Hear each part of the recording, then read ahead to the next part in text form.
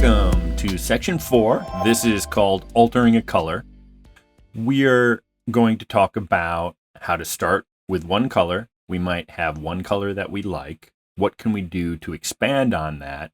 We can start to alter it, and we're going to learn about things called shades, tints, and tones. Most of us have probably heard these terms, but what do they really mean and how can we achieve those? Let's walk through some terminology. Hue. This is sometimes just referred to as the color. Is it red? Is it yellow? This is the first parameter of color that we really understand from the time we are young. Is it a yellow? Is it a green? This is the pure saturated version of a color. This is the color as it appears on the color wheel. Think of hue as the color name.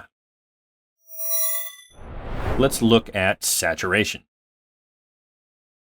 So this is really how strong a color is, the intensity of the color.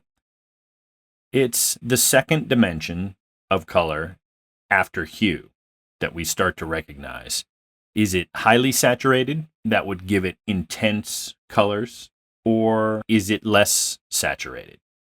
Then it might be a little more muted. We say it's muted. When we are creating designs or artwork, if we use more saturated colors, it might be more vibrant, more exciting. If we use less saturated colors, then it's probably going to appear more muted. It will appear more subdued or calm. What next? Value. So the value is really how light or dark that color is. It's this third dimension that we perceive of color. It's also known as luminosity. You might see luminosity and value being used interchangeably.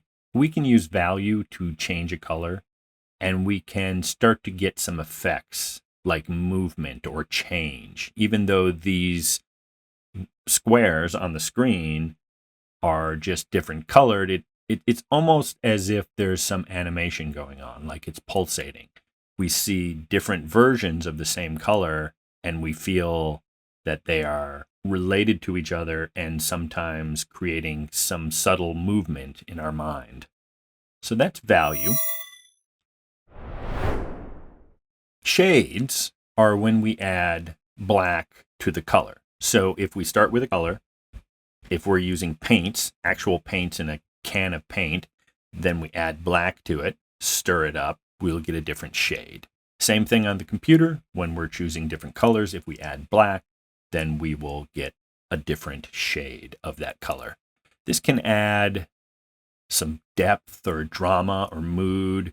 We can make shadows simulate what a shadow would be by using a darker shade rather than just making a black shadow. We take the color and then we add black to it, and that can be used as shadows. Next on our list is tints. So tints are when we add white to the color. This makes it light and airy.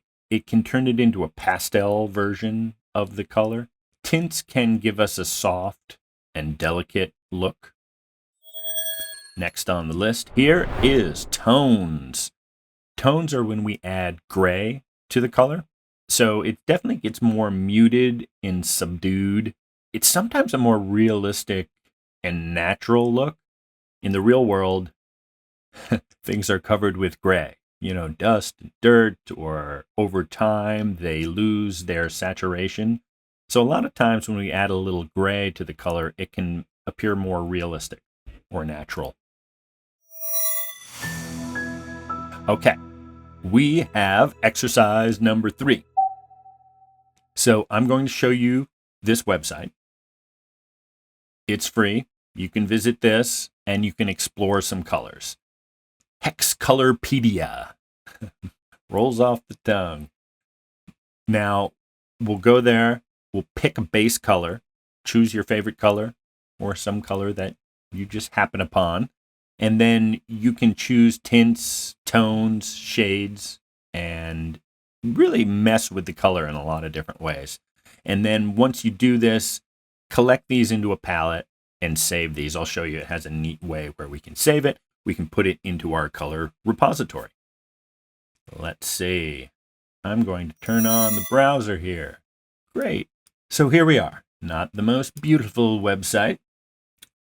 I'm going to choose a color. See, I'm over here. I'm going to click on that. Let's see. I like greens. I'm going to choose, let's do a green, fairly saturated right there. I'm going to choose that color. I'm going to click the Go button. One of the great things that I like about this website is it does give you all this information about the color. For example, sour candy is the name of a color, and there's also a Pantone color. We'll be talking about Pantone colors a little later, but Pantone is an official book with official color names and numbers. And so this one happens to be Pantone 360C. Now, even more fun, we can go down here, scroll past all the ads. We can see the hex number. Remember, we learned about these 6-character numbers that are hex numbers.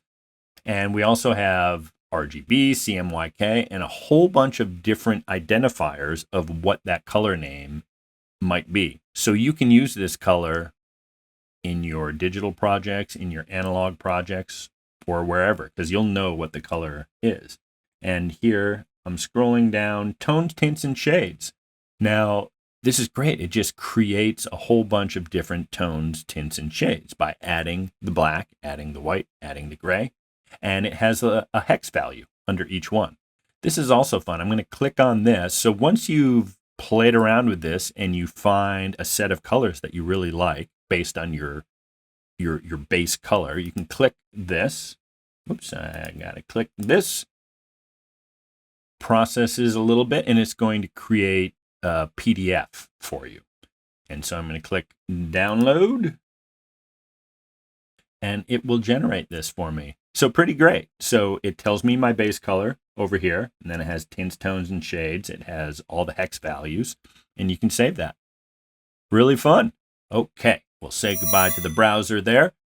So pause the video, dive into exercise 3, explore color, and then come back, and we're going to dive into section 5, which is about approaches and techniques and different things that you can do to start integrating cooler colors into your projects.